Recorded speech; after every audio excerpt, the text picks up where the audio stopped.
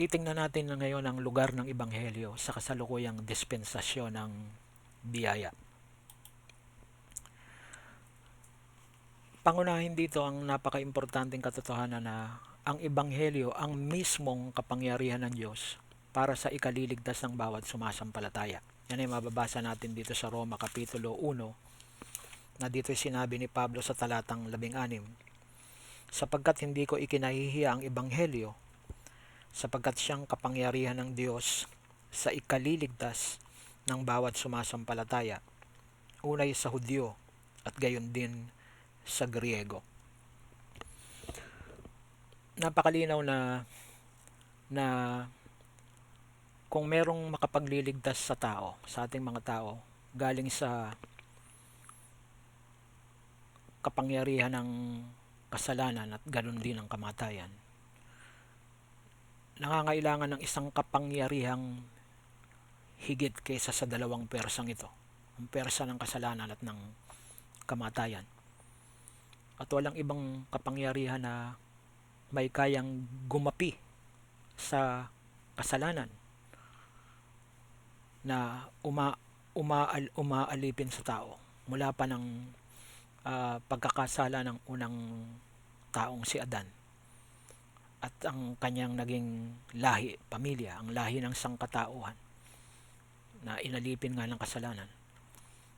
Walang puwersang maaring magpalaya sa tanikala ng kasalanan, ang lumagot o pumatid sa tanikala nito, kundi ang kapangyarihan lamang ng Diyos. Ganon din naman ang persa o ang kapangyarihan ng kamatayan na kakambal ng kasalanan ay nakapasok doon pa sa panahon ng unang tao. Ang kamatayan na siyang pinaka kapangyarihang nagahari, kaya ang tao ay nasa ilalim ng kondisyon ng proseso ng unti-unting pagtanda, unti-unting panghihina, unti-unting pagkagupo ng katawang ito sa mga sakit na sa bandang uli ay naghahatid sa kamatayan ng pagbalik na muli sa alabok. Ang tanging puwersa na maaring makahango sa tao sa puwersa ng kamatayan ay ang kapangyarihan lamang ng Diyos.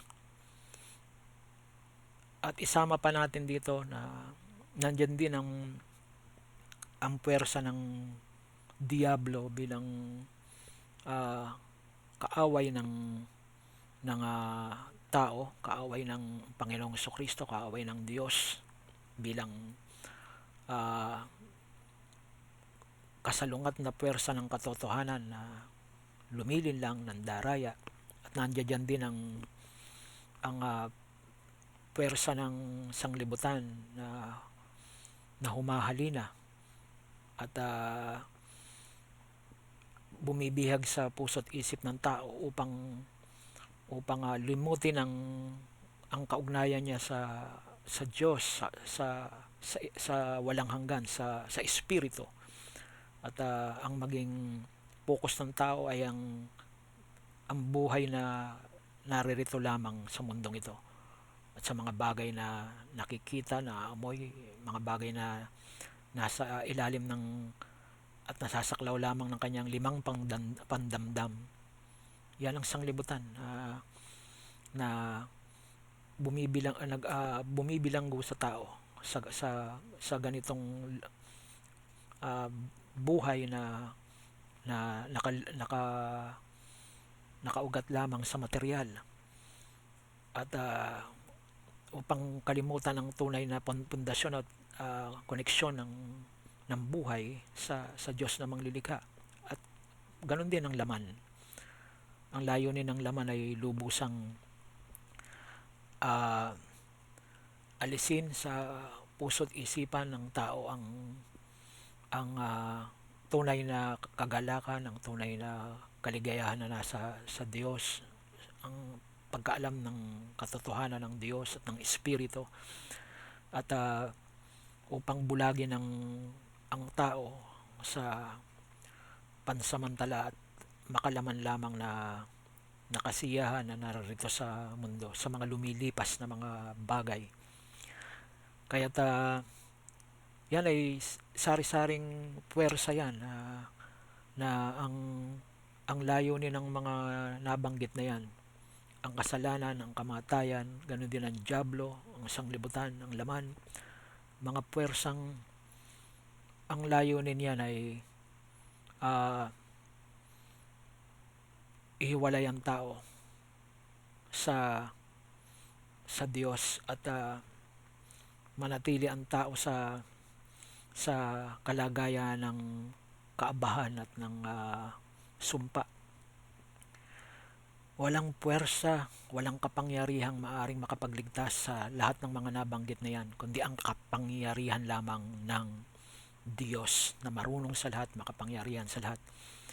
At sinasabi sa atin ng banal na kasulatan na ang kapangyarihan ng Diyos para sa ikaliligtas ay nabigyan lamang ng lubos na kapahayagan, at nabigyan ito ng embodiment o ng pagsasa katawan, pagsasarealidad dito sa ebanghelyo ng Diyos, sa ebanghelyo ng kanyang anak na si Hesukristo.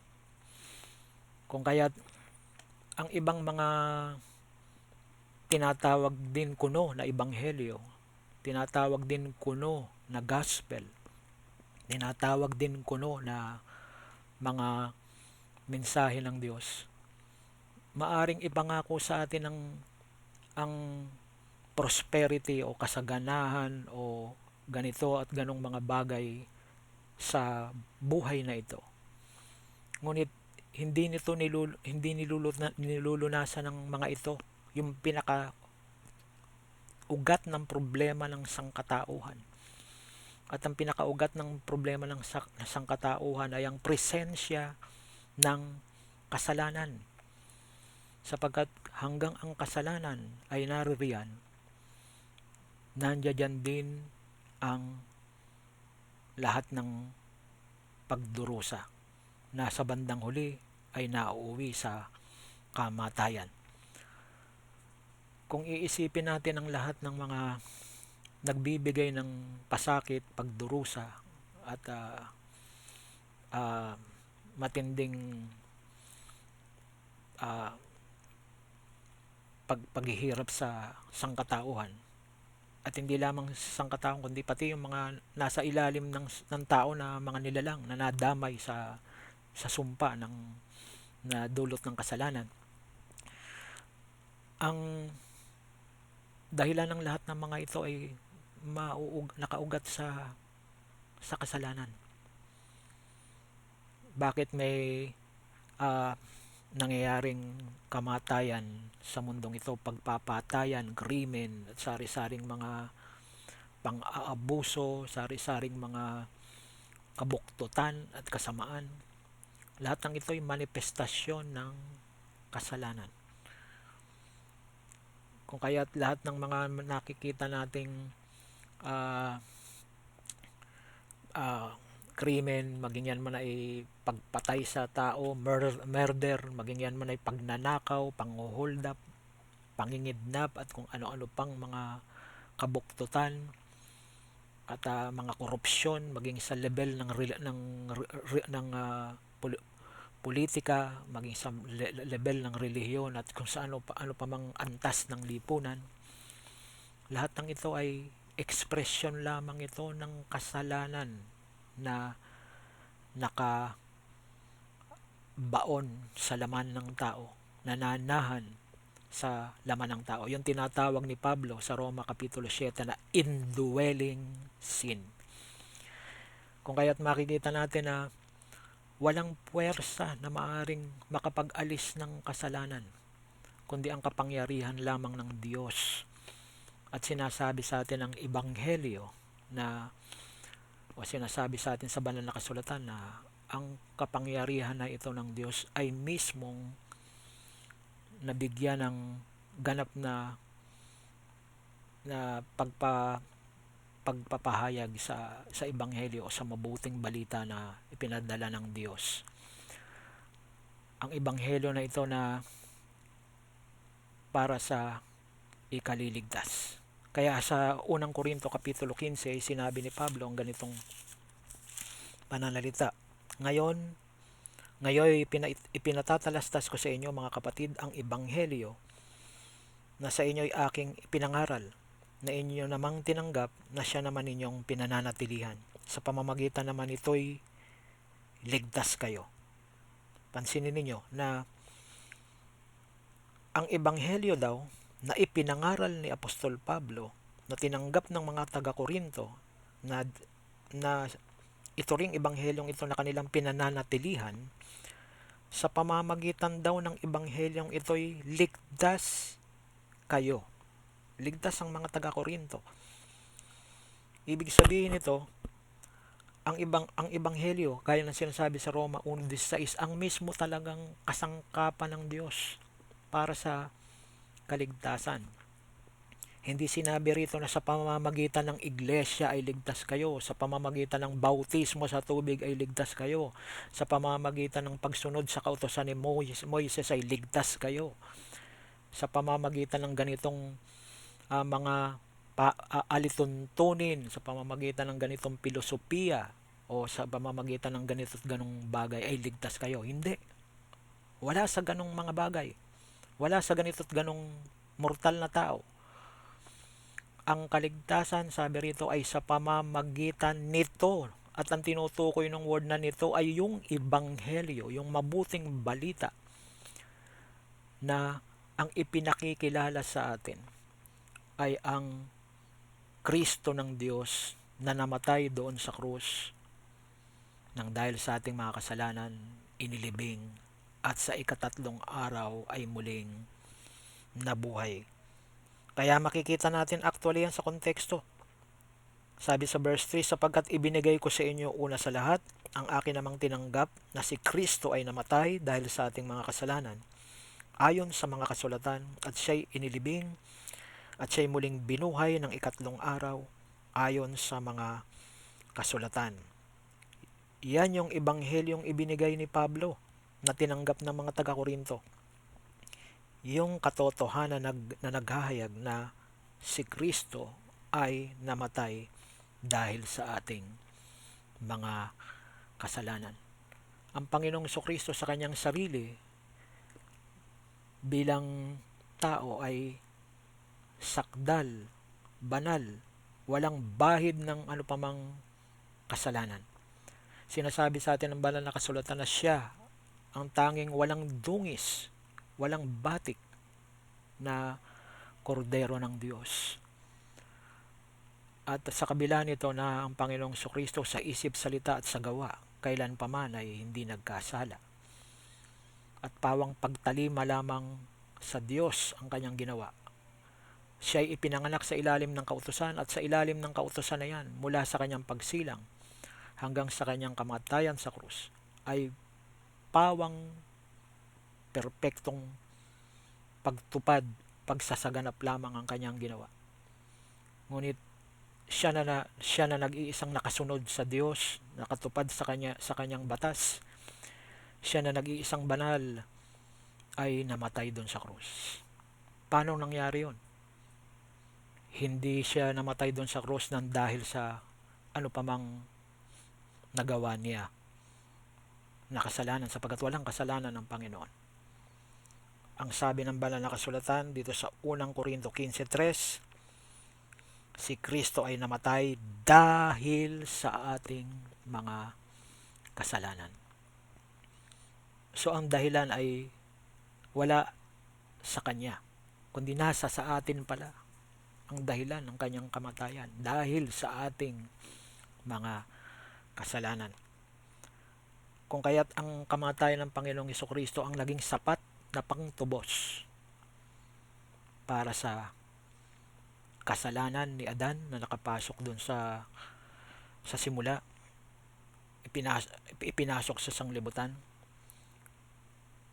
At hindi lamang para doon sa orihinal na kasalanang iyon na nakapasok sa simula, kundi pati na rin sa ating mga personal na mga kasalanan na tayo ang may gawa dahil sa ating mga kasalanan, kung kaya ang ating Panginoong Kristo ay namatay. Ngunit purihin ng Diyos na hindi na natiling patay ang ating Panginoong Kristo, sapagkat sinasabi rin sa atin na ang Panginoong Kristo ay inilibing, at yung pagkakalibing sa Kanya ay mahalaga ring bahagi yon ng gawa niya, ng yung gawain ng pagtubos na ginawa ng Panginoon, sapagkat yung pagkalibing ay nagpapakitang siya ay totoo ngang namatay, ang ating Panginoong Kristo, sapagkat ang inililibing lamang ay ang patay. So, hindi isang sabihin natin ay guni-guni lamang o isang uh, ilusyon lamang ang kamatayan ng Panginoong Kristo gaya ng itinuturo ng ibang mga sekta ng unang panahon. Merong sekta na ang kanilang paniniwala ang Panginoong Kristo ay meron lamang isang katawan na hindi totoo, ilusyon lamang yung kanyang material body. Yung mga Gnostics ay ganyan ang kanilang paniniwala, sapagkat sa paniniwala nila ay hindi pwedeng magkatawang tao ang Kristo ng Diyos, ang anak ng Diyos, sapagkat banal ang Kristo ng Diyos. At sa paniniwala nila, ang laman, ang flesh ay likas na masama. Pero hindi ito tinuturo ng banal na kasulatan ng ganong filosofiya at paniniwala. Ang flesh o ang kasalanan o ang flesh ay napasok ng kasalanan, gaya ng sinasabi sa atin ng Apostol Pablo sa Roma Kapitulo 7 at sa Romans 5, nakapasok ang kasalanan sa sanlibutan. Ito ay nagkaroon ng pananahanan sa laman ng tao, pero hindi identical ang flesh at saka ang sin. Hindi ito iisa, magkabukod na bagay ito. Ang flesh o ang laman, nilikha ito ng Diyos mula sa alabok ng lupa, ang katawan ng tao. Pero ang kasalanan, ito ay kagagawa na ng paglabag, pagkakasala ng tao. So mali ang mga Gnostics sa kanilang paniniwala. Ang Panginoong Kristo ay literal na naging laman, gaya ng sinasabi sa Juan 1:14. The Word was made flesh. So literal na naging laman ang salita ng Diyos, ang berbo ng Diyos. Ang pagkakatawan tao ng Panginoong Kristo ay isang aktwal na katotohanan, aktwal na pangyayari sa history o sa kasaysayan. Kung paano ang kanyang pagsasalaman, yung kanyang pagiging laman, pagiging tao ay isang realidad. Ganon din ang kamatayan ng anak ng Diyos ay isa ring realidad. Kung kaya kinakailangan siyang ilibing bilang pagpapakita ng katotohanan yon na talagang literal at totoo siyang namatay sa krus. At dahil literal at totoo siyang namatay sa krus, nangangahulugan na literal at totoo din ang pagtubos na kanyang ginawa. Kaya makikita natin dito kung ang kanyang kamatayan sa krus ay isa lamang itong palabas, isa lamang itong ilusyon, isa lamang itong sabihin natin ay walang realidad o walang katotohanang pagpapakitang tao, lilitaw na maging ang katubusan na isa rin itong walang realidad na palabas. Kaya't napaka importante na yung kamatayan ng Panginoong Kristo ay isang literal at aktwal na pangyayari sa history, sa kasaysayan, sapagkat doon nasasalalay yung katotohanan na yung kanyang ginawang pagtubos at pagbabayad para sa ating mga kasalanan ay isang aktwal na pangyayari at hindi isang ilusyon. Kaya't napakahalaga yung kanyang pagkalibing. At purihin ng Diyos sapagkat sa ikatatlong araw siya'y muling nagbangon mula sa mga patay. Muli siyang nabuhay. At ayon sa banal na kasulatan, sa Roma Kapitulo 4, ang pagbangon ng Panginoong Kristo ang nagpapakita na naging lubos na katanggap-tanggap sa harap ng kabanal-banalang Diyos ang kanyang sakripisyo doon sa krus. Kaya ang sabi rito sa Roma 4 sa talatang 23, ngayon hindi lamang dahil sa kanya, dahil kay Abraham isinulat na sa kanya ay ibinilang. So hindi lamang daw dahil kay Abraham nasulat na siya ay ibinilang na matuwid nang siya, si Abraham, ay manampalataya sa Diyos. Hindi lamang para sa kanya yung pangyayari at pagsasa record ng pangyayaring yon ng kanyang pananampalataya at pagbibilang ng Diyos ng katuwiran, kundi dahil din naman sa atin na ibibilang sa ating mga nagsisisampalataya sa Kanya na bumuhay na maguli sa mga patay kay Jesus na ating Panginoon, na ibinigay dahil sa ating kasuwayan o dahil sa ating ofensa at binuhay na maguli sa ikaaring ganap natin. Napakahalaga pala ng muling pagkabuhay ng Panginoong Kristo sapagkat kung hindi muling binuhay ng Diyos Ama ang ating Panginoong Kristo mula sa mga patay, yun ay magpapahiwatig na hindi naging katanggap-tanggap sa Diyos Ama ang kanyang ginawang sakripisyo. Ibig sabihin ng sakripisyo ng Panginoong Kristo ay invalid doon sa krus kung hindi siya muling nagbangon sa mga patay. At kung hindi nagbangon na maguli ang Panginoong Kristo sa mga patay, ibig sabihin ay walang pag-aaring ganap, walang pagpapawalang sala sa ating mga makasalanan, sapagkat lilitaw na ang kanyang ginawang pagtubos ay bigo. Kung kaya't yung ginawa ng Diyos Ama na pagbabangon sa ating Panginoong Kristo mula sa mga patay ay ebidensya yon na naging lubos na katanggap-tanggap sa Diyos Ama ang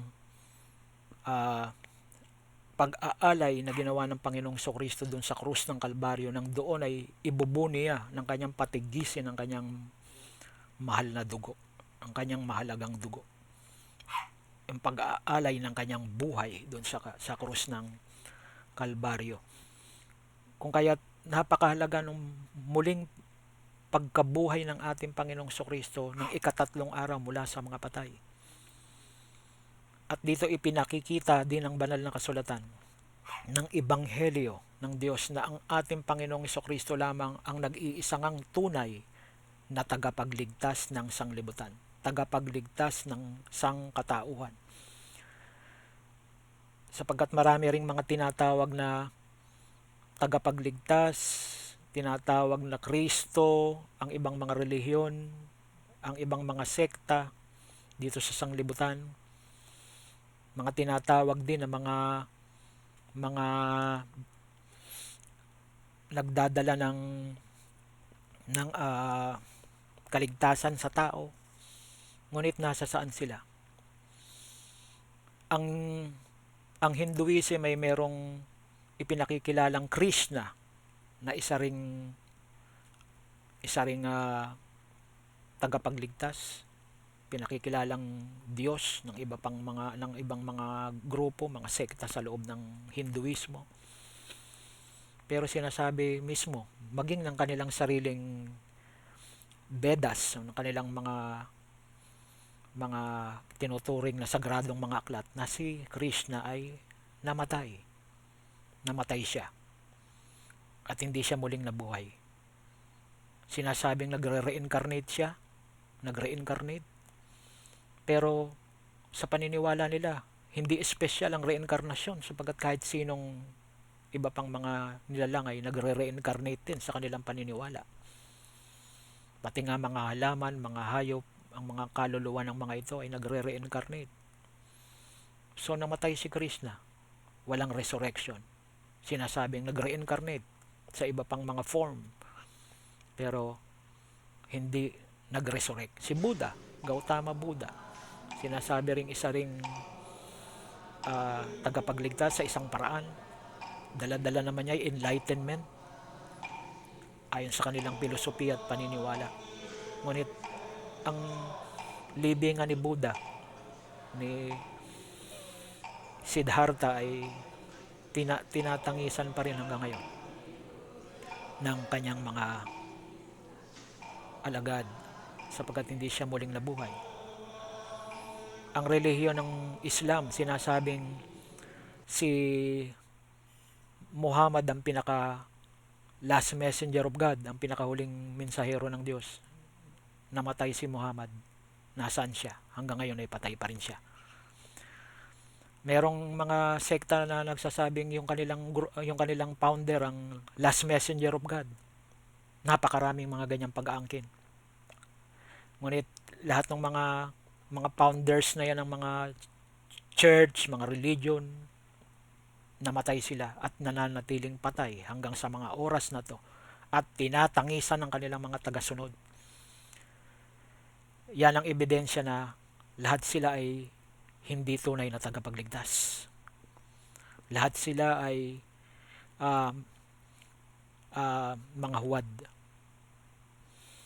Mayroon lamang iisang Kristo ang Diyos at yan ang kanyang anak na si Jesus. Meron lamang iisang namatay doon sa krus, inilibing at sa ikatatlong araw ay muling nabuhay.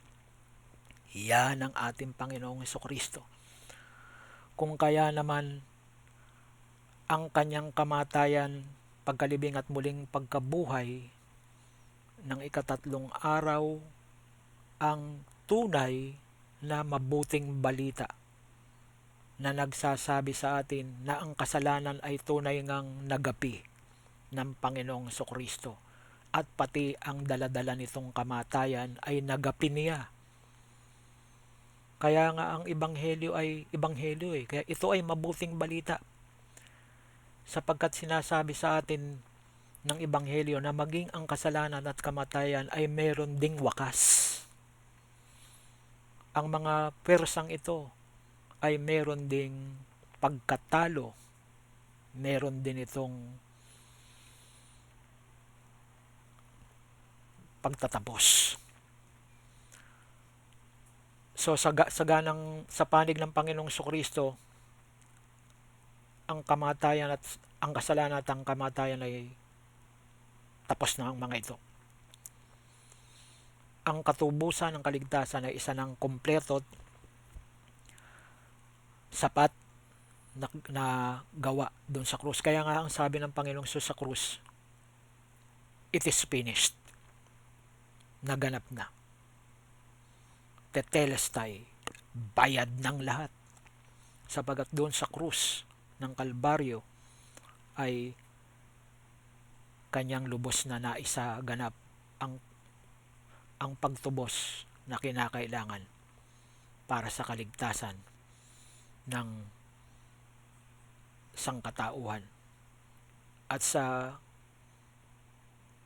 lubos na kaganapan ng layunin ng Diyos ay ang ganap na ikapagkakasundo mismo ng lahat ng mga nilalang na nasa langit at maging naririto sa lupa. Kaya makikita natin na ang nangyari sa krus ng Kalbaryo ay isang ang napakadakilang kaganapan sa kasaysayan at ito'y isang napakabuting balita, ang pinakamabuting balita. Wala nang hihigit pa sa balitang ito na may isang nagtagumpay laban sa kasalanan. May isang dumaig maging sa kamatayan. May isang nakapagsagawa ng kompletong pagtubos at sakripisyong ang magiging pinakakahihinatnan nito ay mismong ang ganap na pakikipagkasundo ng lahat ng mga nilalang sa buong universo pabalik sa Diyos na makapangyarihan sa lahat. sa Ama na pinagmulan ng lahat at sa pamamagitan niya ang lahat at para sa Kanya ang lahat. Kung kaya naman ang Ebanghelyo ay tinatawag sa banal na kasulatan na the gospel of your salvation dito sa Efeso 1:13. Ito'y tinatawag na ebanghelyo ng inyong kaligtasan sapagkat ang ebanghelyo lamang ang naglalaman ng mensaheng sa ikaliligtas ng bawat sumasampalataya. At least sa ating dispensasyong kinaroroonan ngayon, ang ebanghelyo ng Diyos, ang kasangkapan, ang kapangyarihan ng Diyos sa ikaliligtas ng bawat sumasampalataya. Una-unay sa mga Hudyo at gayon din naman sa mga Griego at sa kalahatang sangkatauhan sa pinaka lubos na scope o saklaw ng layunin ng Panginoong Diyos.